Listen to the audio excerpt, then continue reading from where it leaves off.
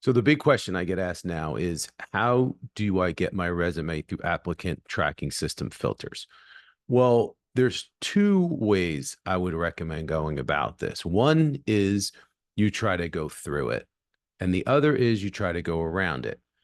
So the first method is pretty simple. You have to optimize your resume. And by optimizing your resume, what I mean is it needs to be inclusive of the language, keywords, and phrases that are most prevalent on the job description for the role that you're looking to apply to.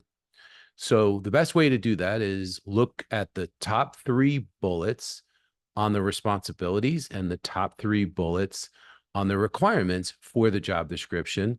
Find the language, keywords, and phrases and incorporate that into your resume. Let me caution you by saying that you need to support any claims that you make. You can't just add words randomly onto your resume if you haven't actually performed that function or can support what it is that you're saying.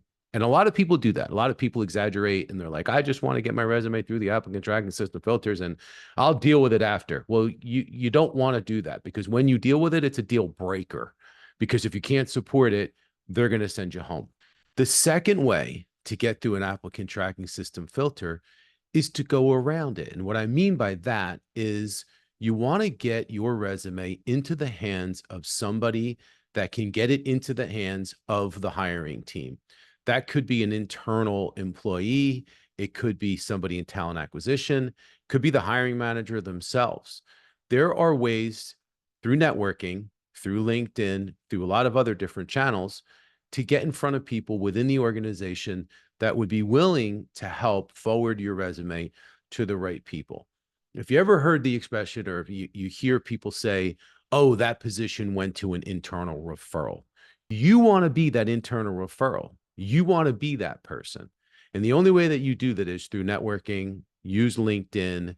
Try to get in front of somebody that's in the organization, a connection of a connection, because if you can do that and you get your resume emailed to the right person, the applicant tracking system isn't going to matter. It's not going to screen you out because you're getting screened in through the back door, or maybe it's through the front door, however you want to look at it.